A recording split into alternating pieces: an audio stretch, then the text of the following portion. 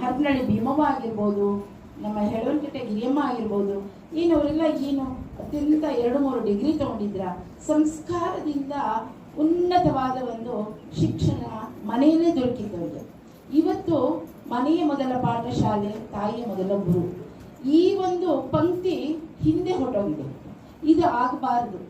ಯಾಕೆ? ಇವತ್ತಿನ ಆರ್ಥಿಕ ಪರಿಸ್ಥಿತಿ ಬಹಳ ದೊಡ್ಡದಾಗಿದೆ. ಆದರೆ ಮನೋಧೈರ್ಯ, ಮನೋಸ್ಥೈರ್ಯ ಇವೆಲ್ಲ ಕುಂಠಿತ ಆಗಿದೆ. ಯಾಕಾಗಿದೆ? ನಮ್ಮ ಪರಂಪರೆಯನ್ನು ನಾವು ಉಳಿಸ್ಕೊಂಡು ಬರಬೇಕು ಅನ್ನೋ ಒಂದು ಸಿದ್ಧಾಂತಕ್ಕೆ ನಾವು ಕಟ್ಟಿಬಿದ್ದಿಲ್ಲ. ಇದು ಹೆಚ್ಚು ನಮ್ಮ ಹೆಣ್ಮಕ್ಳ ಮೇಲಿದೆ. ಇದು ನಾನು ಯಾತಕ್ಕೆ ಇಷ್ಟು ಒತ್ತಿ ಕೊಟ್ಟು ಮತ್ತೆ ಒಂದು ಈ ತೊಳಲನ್ನ ನಿಮ್ಮ ಮುಂದೆ ಹೇಳ್ತಾ ಇದ್ದೀನಿ ಅಂದ್ರೆ, ಇಲ್ಲಿ ಬಂದಿರೋ ಎಲ್ಲ ಹೆಣ್ಣು ಮಕ್ಕಳು ನಮಗೇನೋ ಒಳ್ಳೆ ಸಂಸ್ಕಾರ ಸಿಕ್ತು, ನಮ್ಮ ಮಕ್ಕಳಿಗೂ ಅದನ್ನ ಕೊಟ್ವಿ. ಯಾಕೆಂದ್ರೆ ತುಂಬಾ ಹೆಮ್ಮೆ ಅನ್ನಿಸ್ತಾ ಇದೆ. ತ್ರಿವೇಣಿಬಾಯಿಯವರು ಅವರೊಬ್ಬರೇ ಅಲ್ಲ, ಅವರ ಮಕ್ಕಳು, ಮೊಮ್ಮಕ್ಕಳು, ಮುಂದೆ ಮರಿಮಕ್ಕಳು ಎಲ್ಲ ಈಗಾಗಲೇ ಈ ಹಾದಿಯಲ್ಲಿದ್ದಾರೆ. ಈ ರೀತಿ ಪ್ರತಿಯೊಂದು ಮನೆಯಲ್ಲೂ ಈಗ ನಾನು ದಾಸಕೂಟದಲ್ಲಿ ಹುಟ್ಟಿದೆ ಅಂದ ತಕ್ಷಣ ಹೆಗ್ಗಳಿಕೆ ಅಲ್ಲ.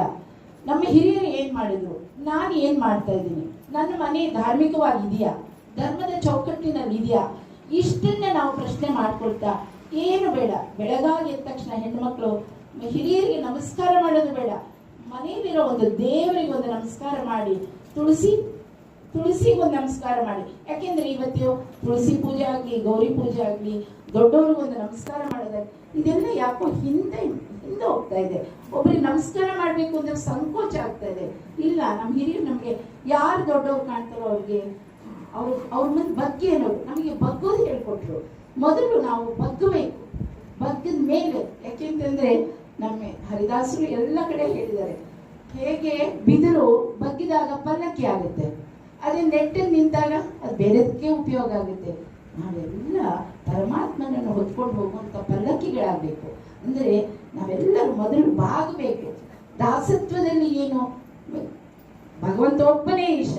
ನಮ್ಮ ಹಿರಿಯರೆಲ್ಲರೂ ನಮಗೆ ಮಾರ್ಗದರ್ಶಕರಾಗಿ ಗುರುಸ್ಥಾನದಲ್ಲಿದ್ದಾರೆ. ಮೊದಲು ಮನೆಯಲ್ಲಿರುವ ಹಿರಿಯರನ್ನ ನಾವು ಗೌರವಿಸೋದನ್ನು ಕಲಿಬೇಕು. ಇದನ್ನ ನಾವು ಮಾಡಿ ತೋರಿಸಿದಾಗ ನಮ್ಮ ಮಕ್ಕಳು ಮಾಡ್ತಾರೆ. ಈಗ ಬಹಳ ಹೆಮ್ಮೆಯ ವಿಷಯ ಅಂದ್ರೆ ನಮ್ಮ ಹಯಾಸ್ಯ ವಿಠಲರು ಮತ್ತೆ ಜ್ಞಾನೇಶ ವಿಠಲರು ಮತ್ತೆ 16 ವರ್ಷದ ಯುವಕರಂತೆ ಕೃಷ್ಣಮೂರ್ತಿಗಳು, ಇವರೆಲ್ಲರೂ ನೋಡಿದಾಗ ಆನಂದ ಆಗುತ್ತೆ. ಯಾಕೆ ಅಂತಂದ್ರೆ ಈ ವಯಸ್ಸಿನ ಮಕ್ಕಳು ಇವಾಗ ಬರಬೇಕು. ಸಮಾಜ ಕೆಡ್ತಾ ಇದೆ, ಸಮಾಜ ಸುಧಾರಣೆ ಆಗಬೇಕು.